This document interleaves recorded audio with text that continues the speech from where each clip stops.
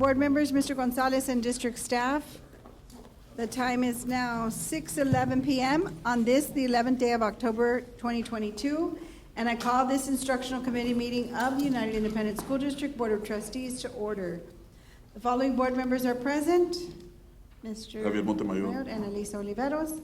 Let the record show that this meeting has been duly called and that notice of this meeting has been posted in accordance with the Texas Open Meetings Act. Agenda item 1, public comments. No comments.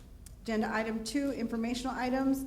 Agenda item 2A, House Bill 3 update on board-approved goals on January 28, 2021 for reading and math progress towards meeting grade level for third grade students and college, career, and military readiness, or CCMR. This one?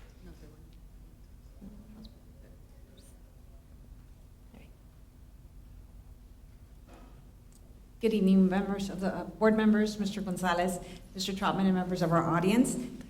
It gives me great pride to come and present to you our end of the year data for 2021-2022 House Bill 3 board adopted goals. As you remember, House Bill 3 requires our school boards to adopt plans in literacy and math with yearly target goals to help monitor student growth in our third grade STAR performance at needs in both areas of reading and in math.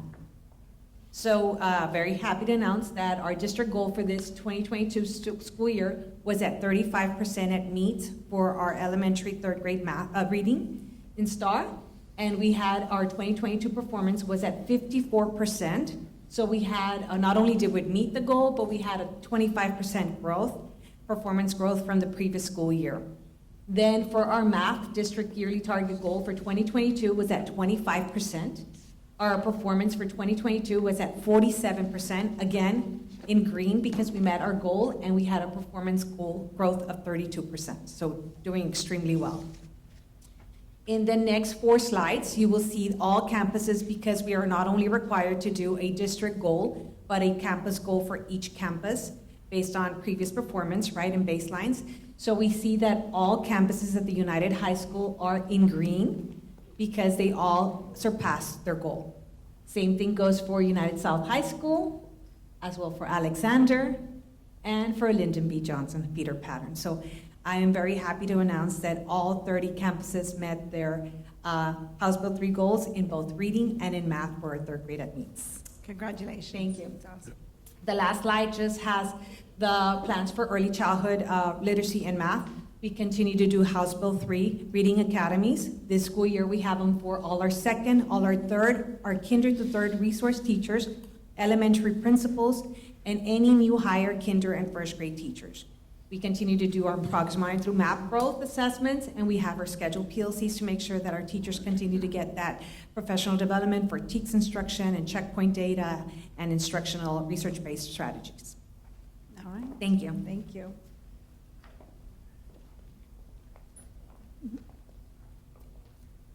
Good evening, board members, Mr. Gonzalez, and members of the audience. I'm here to talk about HB3 and the part of CCMR, okay? Just a reminder that CCMR is only for high schools and for the district. Elementary and middle schools do not produce any CCMR, and you're gonna see this right here.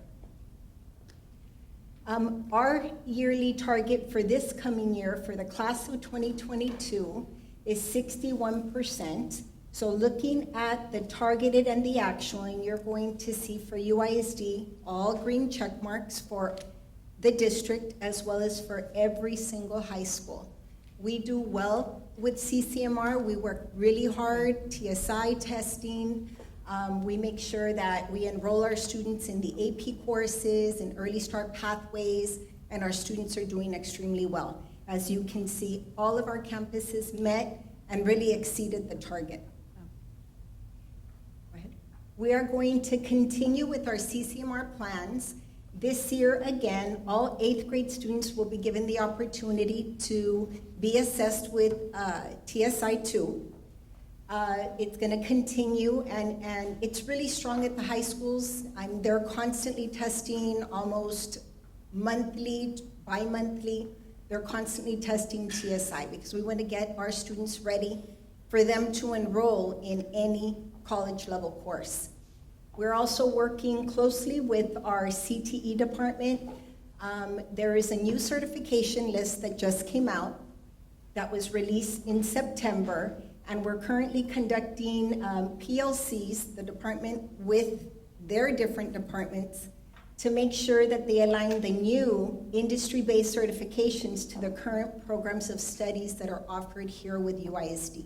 So we're gonna continue working hard, working together, making sure that we meet and exceed our CCMR goals. I'm sure that you will. And it's just important to note that what we do this year is actually for the accountability year for the following school year. Okay. So that's why it's based on the class of 2022, because what we're doing currently will come to play in the next accountability year. Okay, thank you for the explanation. Congratulations again. Thank you. Okay, agenda item 2B, we did already. Do we need to do it Yes, again? we discussed Are we that okay? earlier. We did B and C. Can we skip? Yes, ma'am. That's all right, sorry. So we're gonna move on to agenda item 3A, approval of full-day pre-kinder exemption waiver.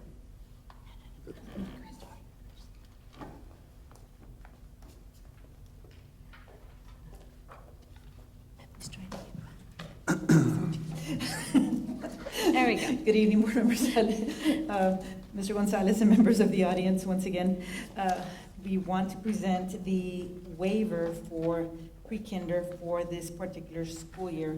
And so that one is on page 18, if you can kind of go and see that. So the state allowed for a 3-year waiver effective 2019-20.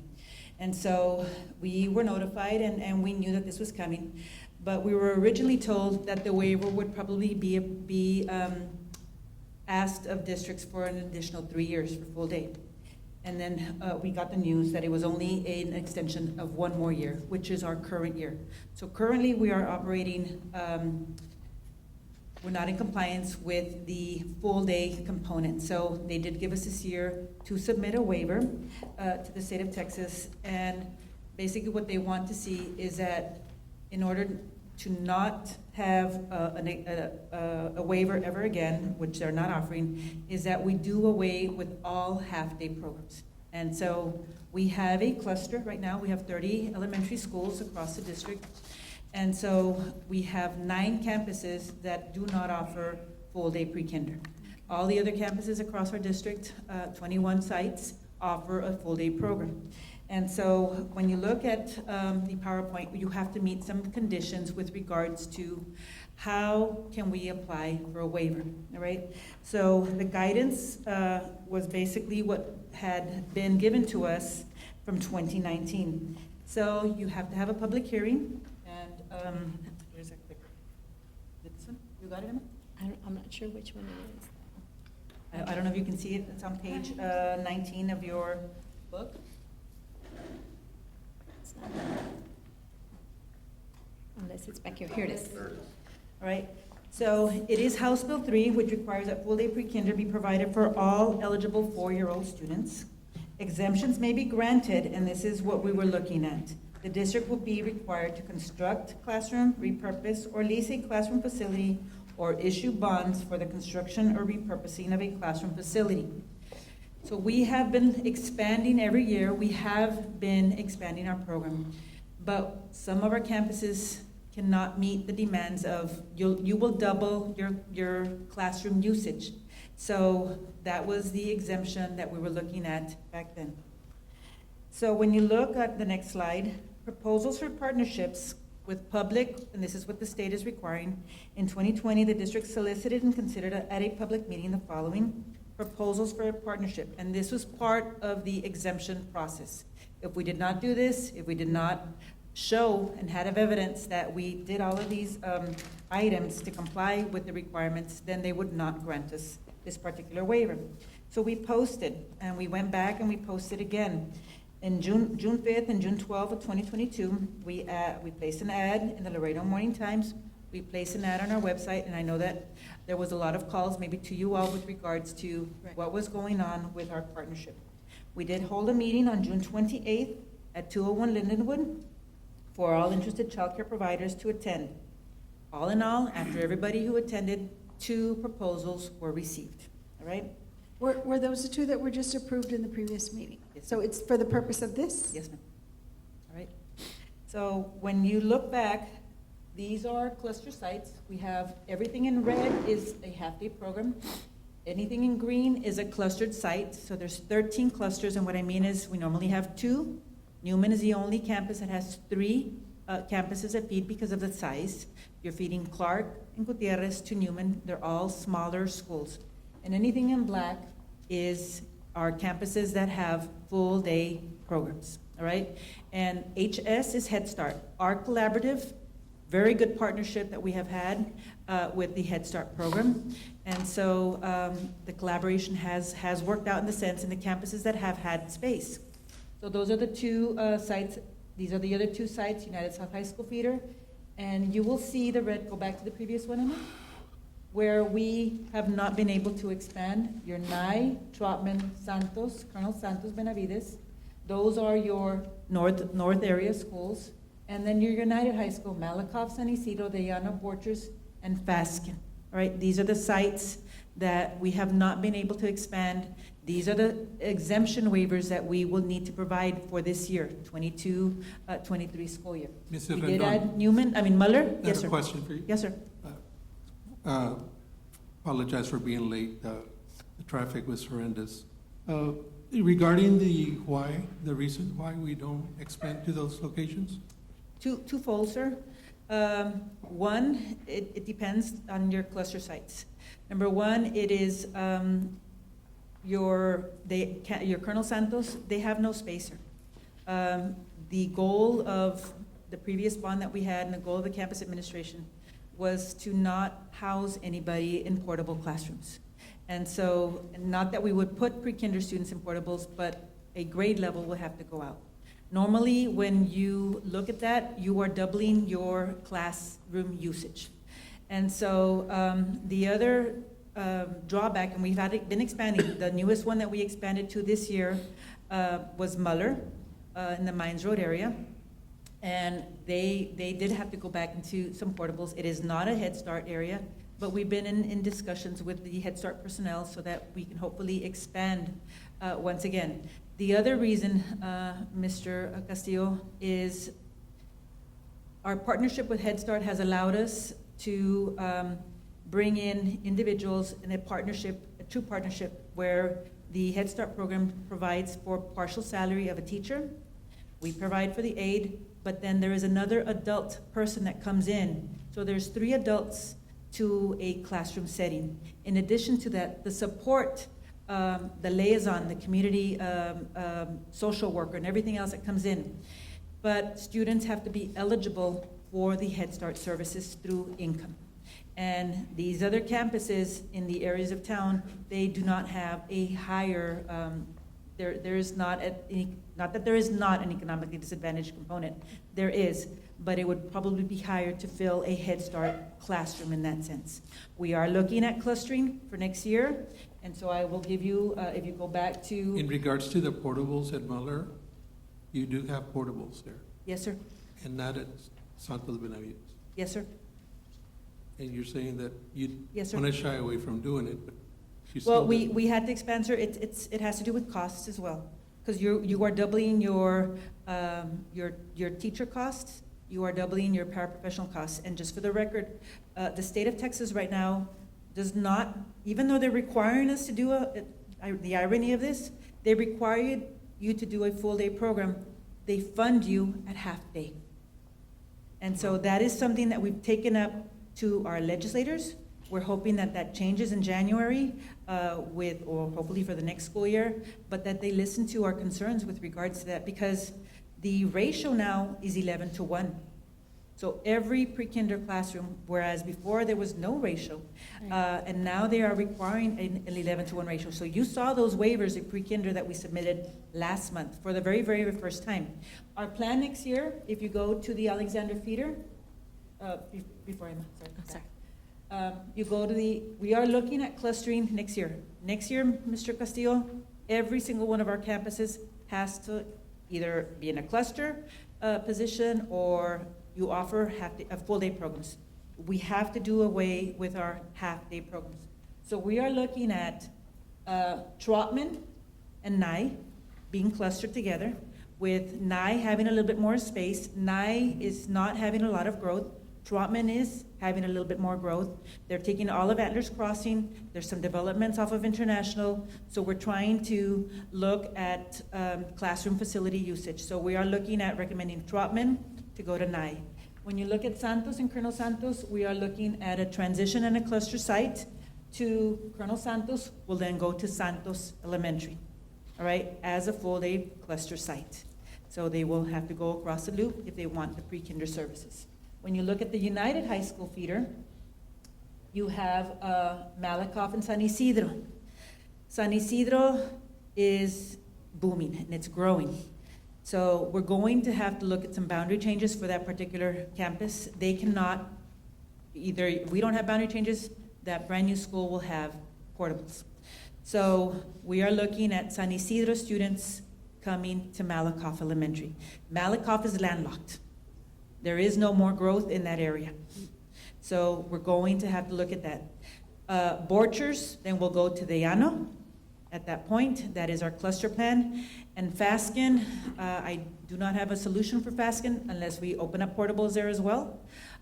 Or we use one of the sites that one of the vendors that we approve for the partnership sites. Will those vendors be offering what the Head Start program offers, the $25,000 per classroom? No, ma'am. So that's a loss to the district? Yes, ma'am. See, yeah. That is why the Head Start collaboration is very important, because I think right now we're funding over $500,000 to the district. And with these vendors, we will lose money. Mhm. So I don't want to speak here as a Head Start director, but I know we've been approached by the other school district as well to expand, so. We would like to expand as well. Mhm. And we had a good talk with Mr. Gonzalez this afternoon when we were presenting the items for him, and Mr. Garza. We would like to expand the 3-year-old programs into the campuses that do have the availability of space. And That's certainly an option, for Yes, sure. ma'am. So we are looking at that and maybe shifting some other, like, other campuses that may not have a collaboration with Head Start right now, where we can hopefully expand on those particular areas, Yeah. like Muller. Another thing the Head Start program does for the families is we buy school supplies Yes, for ma'am. them. And I don't think those private vendors are willing to do that. No. It's very expensive. We spend over $100,000 a year on buying their school supplies. And the partnership has worked out tremendously, not only for the students who are in the Head Start program, but the teachers as well, because they like the other adult in that classroom.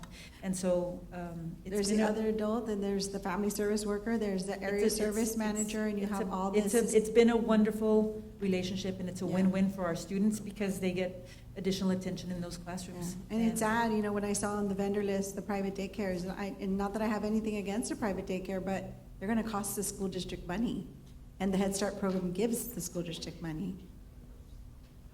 We did it in order to fulfill the exemption waiver, ma'am. I know, yeah, So, that's kind of what we're just looking at. a requirement. Yes, ma'am. So, we discussed that in close, with our administration, with Mr. Gonzalez. And so, we have it in there to comply Okay. with the letter of the law with regards to that. For the exemption, Yes, ma'am. okay. So, we are looking at that. This year, just so that you'll know, we did expand Newman to bring in, trying to see if maybe the Malakoff, San Isidro parents or the Llano parents would use Newman as a full-day site. Some of them did, very few. The demand was not there, and because of, it's distance. And of course, if they have other children, older children who go to another school, then they're not going to bring their children to different schools, to different elementary schools. So, looking at year 1, 2019-2020, we did the 3-year exemption at that point, and that's when COVID hit, all right? The 2019, that was year one of exemption. We should have been gathering data. We closed the year in March, really, because that's in 2020, that's when we shut down. So, next slide. When we look at the 2021 school year, that was year 2 of exemption, and this was a PowerPoint that we had back then. We would provide at least one partnership with an early learning center and or at least one constructor repurpose, and we did expand. But this was 2021 school year is when we were completely online. 94% of our student population was completely online. We fast forward to 21-22, year 3, and that year, we didn't get the growth. So many students that we were missing with regards to parents who were concerned, the vaccines had not been approved, maybe that was a factor. There were so many other issues that we were not aware of, and this was across the state of Texas, that the enrollment for four-year-old programs did not come in, and so we saw a decline. Fast forward, a year later, current year, our growth has been in pre-kinder. And so this is where we're here. We may apply for an exemption renewal if unable to offer full-day pre-kinder for all, and it's renewed only one time. And so we're looking at expanding on schools offering full-day pre-kinder, and then we're still pending those additional sites. Not 6 sites, but 9 sites. And so effective August 2023, we must offer all full-day pre-kinder sites, completely do away with the half-day programs in order to be in compliance. What happens if you're not in compliance? What's the sanction? We don't know yet, sir. So I know there's no waiver. It'd probably be funding, sir. It'd be It funded would more be likely. funding. More than likely. That's where it Our hurts. funding's kind of lacking now. Yes, sir. What's gonna happen if we don't have room? Well, the campuses that we're looking at, sir, they do have room, if I cluster. Baskin, they, of course, same predicament. A lot of our campus administration, due to safety concerns and so forth, they want to stay out of the portables. And so in that sense, with our growth, and I will have a presentation for you next month with regards to. In reference to clustering, if I understand this correctly, you're combining 2 or Sites. more schools together, 2 schools. 2 schools only. So which one gets the program, I guess, is the other question. That's The where. one with the highest numbers, or? No, sir. We look at the one who is maybe stagnant in growth. For example, Trotman and Nye, as I mentioned to you. Nye is not a growing area. Trotman will be growing area. So if I have one pre-kinder classroom, one half day in the morning, 1 a.m., p.m., I probably need 4 classrooms there. So that's going to, instead of 1 classroom at each school, I'm going to take the 4 classrooms to Nye, which there's room availability, because how is the saying? If you build it, they will come. If we open full day pre-kinder, they will come. And so you're going to probably double your need, your teacher usage, and the students will be coming in. So we're looking at Nye, who is not a growing area. So that's where our recommendation would be. So in reference to Colonel Santos and Santos, Colonel Santos is growing, and there's no relief in sight. There is no other way unless you're going to move Alexander Estates or so forth. Whereas Santos Elementary across the loop does have room, so we're recommending the Did I hear you shift. say earlier that San Isidro is not growing? Oh my God, no, sir, San Isidro is booming. Oh, okay. Sorry. It's my hearing. So, no, San Isidro is overloaded. And we probably have to add, if we don't do something there, we will have to add portables to that campus, But we need to look at the boundaries also. or looking at rebounding. Yeah. Good luck. I would think also. Good luck, yes, sir. I'm thinking of also the area of Muller and all that. Is that growing? Yes, sir, it is There's growing. some There Green is no, Branch and all that area. yes, sir. Yes, sir. Thank you. There is some concerns in those areas. That's the information that we have for you, so more than anything else, we would like to present your approval to apply for our exemption waiver. And so we'll have this item again, probably have individual item. I would recommend so all the board members could hear our plan and hopefully move forward and support that recommendation. Submit that. Thank you. Thank you. Agenda item 3B, approval of low attendance day waivers for Cuella Elementary due to student health issues. So at this point, Waiver Elementary was experiencing some individual students who had demonstrating flu-like symptoms, all right? So there was September 22nd, we had a 72% enrollment, ADA, September 23rd, and then again September 26th. We did take measures where our custodial staff and our district staff also went in to sanitize on several occasions. So they were sending students, 60 to 70 students home after 10 o'clock, 11 o'clock, because they were feeling ill. So we did inquire. We can submit a waiver because our last year's ADA was at 92.30. So anytime it deviates more than 10%, we can submit a waiver for this particular school. So we were monitoring. It should help with their attendance because they were very concerned, of course, and tried to provide remote conferencing for a lot of our students who could actually work online, who were not too ill to work. But a lot of these children were out for about 2-3 days. 3C, do you want to redo it? Yeah, maybe so Mr. Castillo can hear. Yeah, okay. We already did 3C in the business, but we'll redo it. We were in the The audience. bad weather day? Oh, And we did that one too? Yeah, but so Mr. Castillo can maybe Oh, hear. okay. So we have the calendar for 2023. We did make one change, August 15th, which was our day of our storm that came in, and it was a 4th day of school, and we had to shut down. So there was some discussion as to whether we would make up this day or not. It would throw a lot of behind the scenes, a lot of other issues that would be affected, impacted.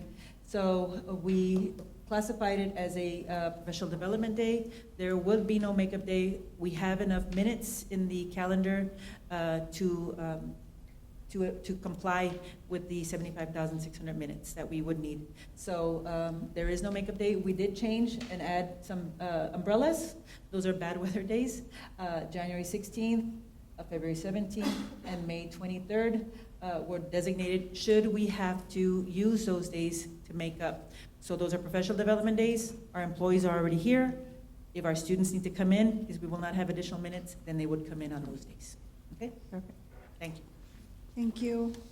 Agenda item 3D, approval of Alexander High School Early College Academy and United High School Early College Academy. Yes. Good evening, members of the board, Mr. Gonzalez, Mr. Trotman, and members of the audience. My name is Angelica Sanchez, and I am the CTE director, and I also oversee the early college programs. I'm here today to request board approval to expand the early college programs to Alexander High School and United High School starting in the fall of 2023. And I know these are some items that you have been requesting or Yes, we have inquiring, for so a I very long think time. we are ready to move forward. Have to fight those recommendations. So before I actually move on, I do want to recognize I was Mr. Albert. taken by surprise, I hate to say it. I hope this makes your day, sir. It's good. I didn't expect I'm it. here to recognize and acknowledge Mr. Albert Hernandez. He is the director for Laredo College Education. Dual Enrollment, and so he is here in support of this expansion.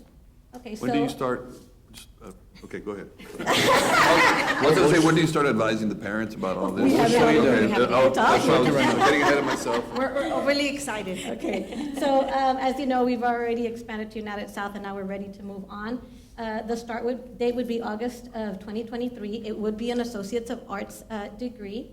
We will be recruiting 100 students, and what's going to be a little bit different now that we have all 4 high schools, the schools will be recruiting from their feeder pattern. Okay, so we're going to accept 100 students from each of the feeder patterns for the 4 high schools. As far as administrative personnel, we are still in the planning stages of who's going to operate the schools, and we're going to look at the best options to save the district money without having to expand. When we're talking about projections for staffing, notice that we do have some vacancies, not really vacancies, but areas that we need to fill in. But we do have teachers that are in the UCAN program. If you recall, the UCAN program is United College Assistants Now. I think that's what it stands for. And these are the teachers that are going to TAMIU to earn the hours needed to become adjunct instructors. And also, if you remember, as per our agreement, if we provide the instructors, we have 0 tuition, and that is our goal. Our goal is to make sure that we bring that tuition cost to a minimum. And so those are the areas that we would need, but it looks very promising because we do have them in the pipeline to finish the programs within the time frame. How many do you have in the other schools, LBJ and, is Students? it all 100 students? LBJ started way 7 years ago, and that school started with 125, and then they added a second program, which was the BLISA program. So they pick up about 250 students. And 225 students. Sorry. South is about, South is 100. That's 100 students, so these other two. And the reason why we went with 100 is because the number of, the staffing and the sections to accommodate the students, because we already have the early start pathway. And we have about 225 students in those programs as well. And we have a lot of kids because the North never had the early college program. So our numbers are pretty high, and so in order to accommodate all these students who want to take dual credit, we have to kind of maintain that 100 and see where we're at. And as we grow, maybe in the future, we can begin to add more students into the program. But this program doesn't compete with the early path, with No. Now, going back, it's going to be the same selection as far as the early college. It's on a lottery basis. So there might be students that didn't get in, but they have the opportunity to continue the dual credit in the early start. Now, last year, if I'm not mistaken, we did have a student that was in the early start that was able to do their associates because they came into our summer programs and they took some additional courses that were being offered. So there is an opportunity for them to do that. But within the school, we do offer the entire associate's degree. It's just an additional phone call, man. I mean, parents are gonna call, cheerleaders are starting, dance teams are starting, this is starting, and so it's just another call. Like, hey, my kid didn't get into the And it is. program, and it's gonna happen. If we could do this wall to wall, It's a I good would thing, love it's it. a good problem to have, but. I know. And the other thing is that we're using the same instructors for the early start as we are for the early college. So we're drawing from the same pool of instructors that have gone through the UCAM program. So we've got to look to the balance, and that's why we decided to have 100 enrollment per year. Yeah, we could expand later. Yes. Oh, that's really How good. long we will just you wanna need start. to prepare? Is it customarily to come like a year ahead and? We have a plan timeline, this, so it's or- come up. Yeah, Timelines prepare, come- that's why I'm bringing it now, because for us, the behind the scenes, there's a lot that needs to go into it. And so to open up and start recruiting in December, and I'll get to the time in a minute, we want to make sure we're doing all four at the same time. And so that way, we are advertising all four at the same time. But by the time we start and we start recruiting, we'll be ready to go.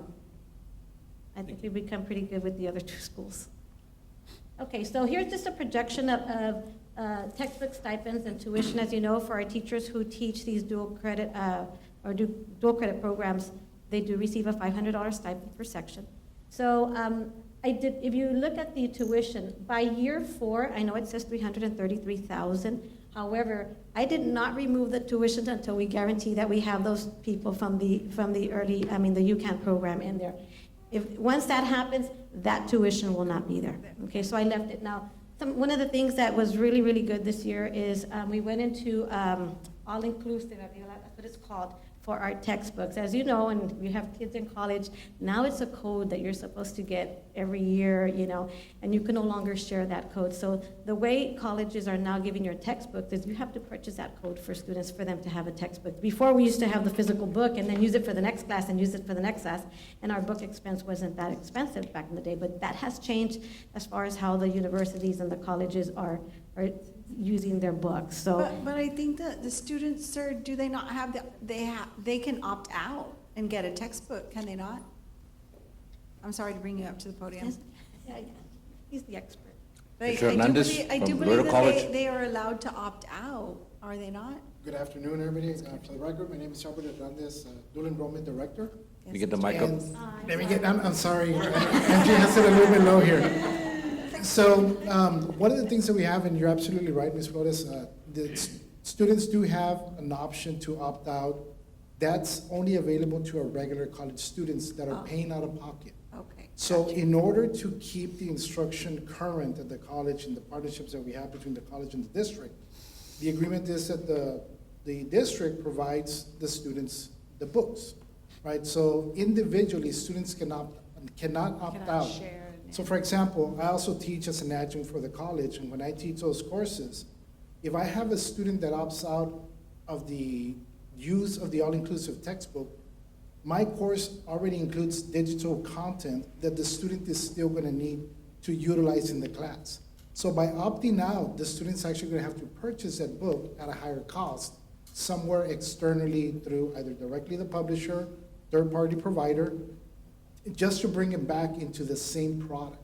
So in this case, what we do is that the district is providing that, and it's guaranteeing the district the lowest cost, working directly with the bookstore and with the publishers themselves, to avoid any instructional interruptions that the students might get. Additionally, for students that opt out on their own, this is a regular college student, if they run into any technical issues and they get the book outside of the all-inclusive, they're completely on their own. But through the program, we provide the support that comes from the bookstore and from the publishers that we have a relationship. I hope that answers your question. It does, but we can't share the books with the students next year. We have to pay for them all over again. Yes, And with the that's- textbook, we that- That is the could. problem, and Yeah. part of the thing that's happening now is that it's not only the digital book itself, but it's also that it includes a lot of digital materials and Workbooks, assignments. digital workbooks. So what it does, for example, in many of the courses, is that the student cannot advance into the next module until they've completed and mastered the competencies in those assessments. So a lot of the ebooks have a lot of tools that are very powerful for the instructor.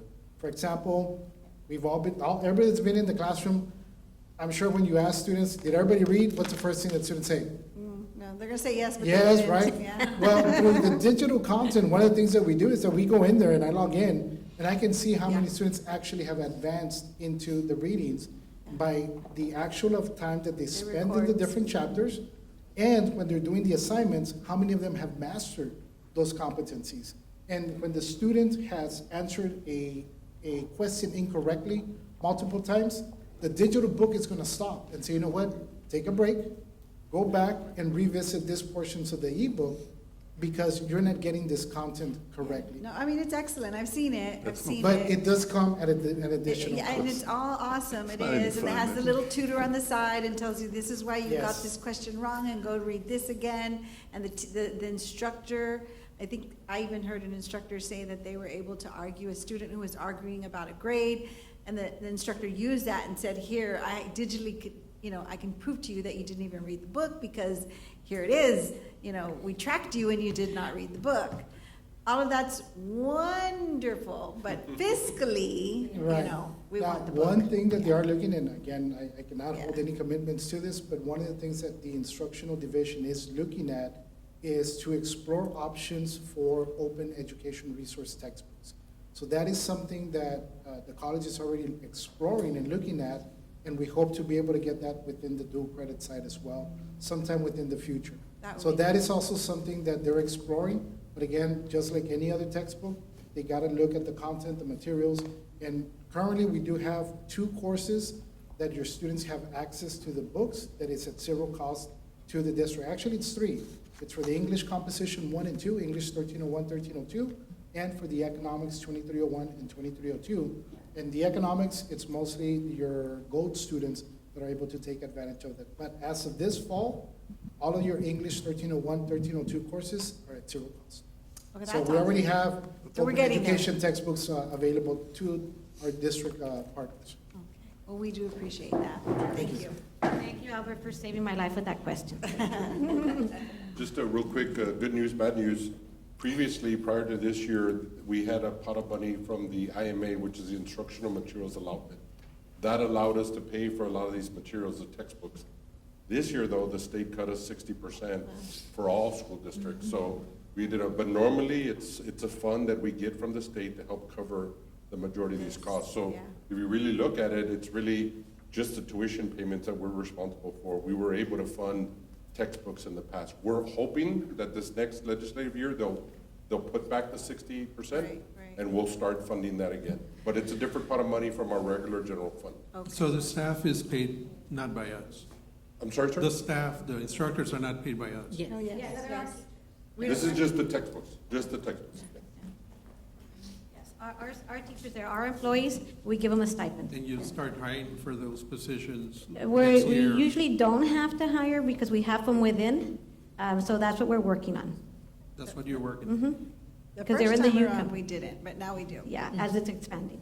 Okay, so the next slide, this is the projected timeline, and Mr. Montemayor wanted to know this. Oh, So, sorry. I'll tell him later. yeah, so we do want to start, this is our actual projection for the other schools as well. December 16th is when we go live and we do the announcements about the early college program. We have the postcard mailer to parents, we have email and messenger, and then the application actually opens on the day that we make all these announcements. And if you kind of see the application deadline is there January 25th, then we have the lottery, the 16th of February, and we start accepting in March. And by June, we do our summer program to work with the TSI to get these students that need to pass their TSI, and then we begin class in August.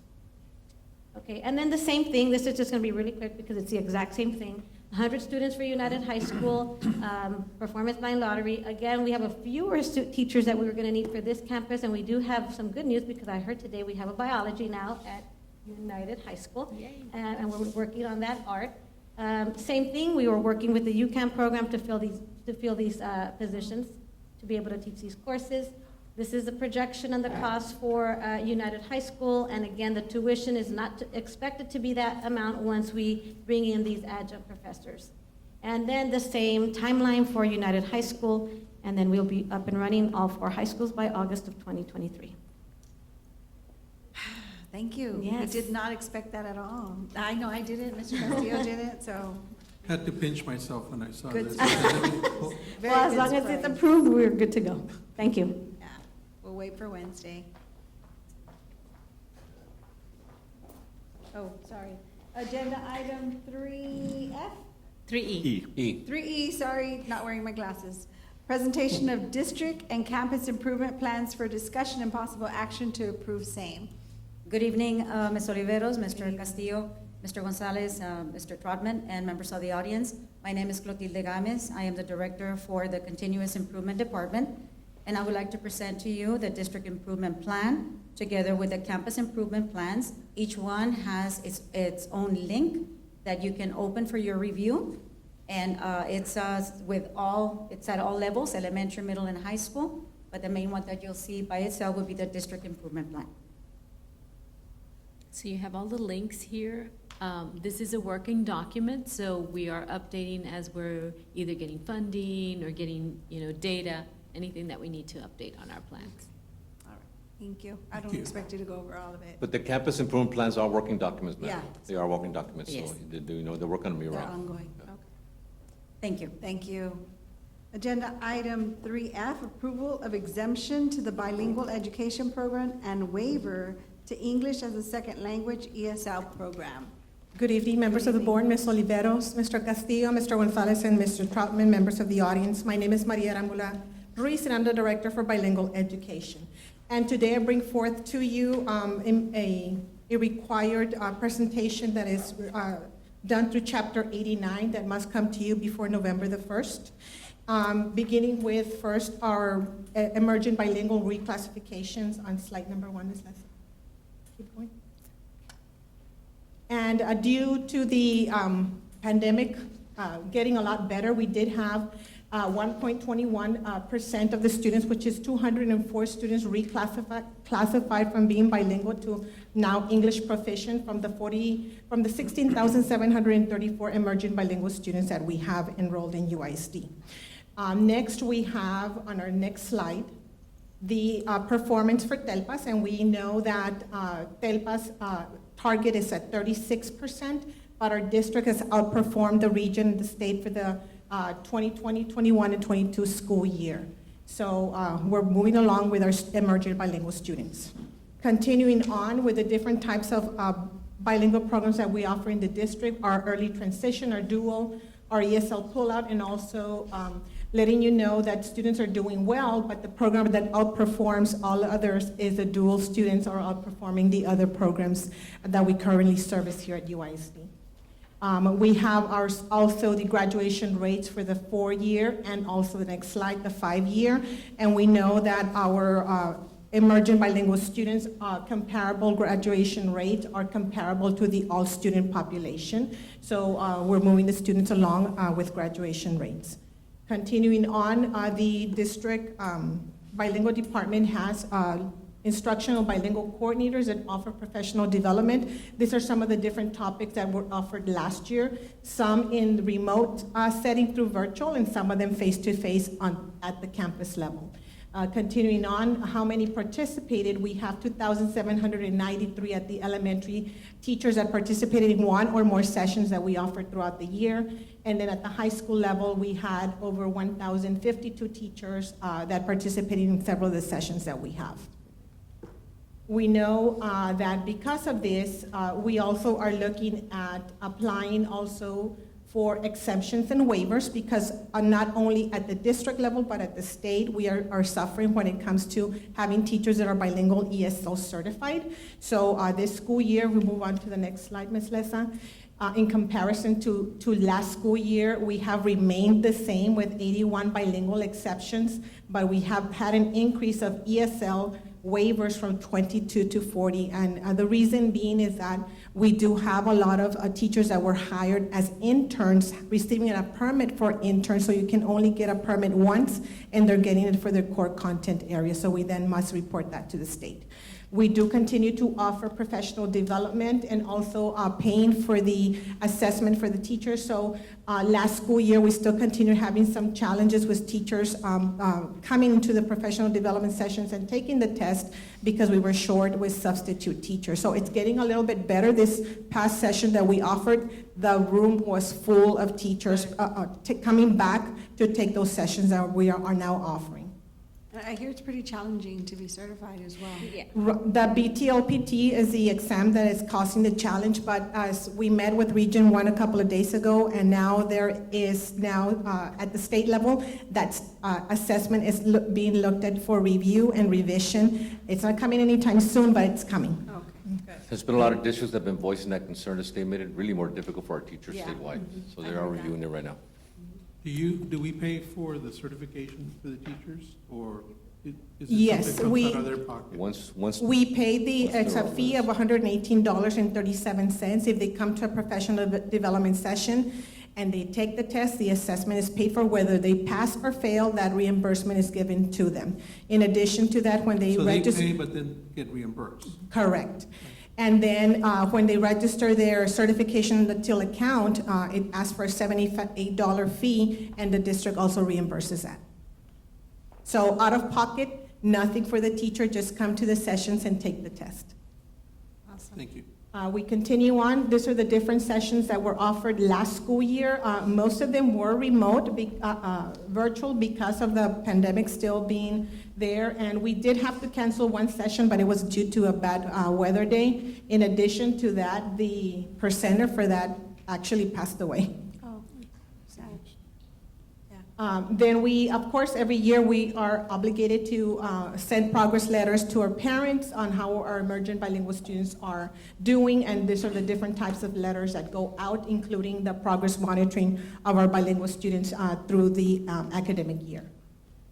In addition to that, we have our funding that goes to the campuses, and they must align that with the goals and program goals for the campus and activities that will be implemented to increase emergent bilingual performance, and also how that money will be spent to buy supplies and materials for them. And that is all. Thank you. Thank you very much. Okay, agenda item 3G, approval of the Title IX Coordinator for Students. So Rivera, this last item was mentioned earlier, requested to table it. It will be presented at the regular board meeting next Wednesday, and it'll be at first and final reading. All right, agenda item 4, adjournment. Do we have a motion? Yes, second, goodbye. Second. Okay. Third. Thank you.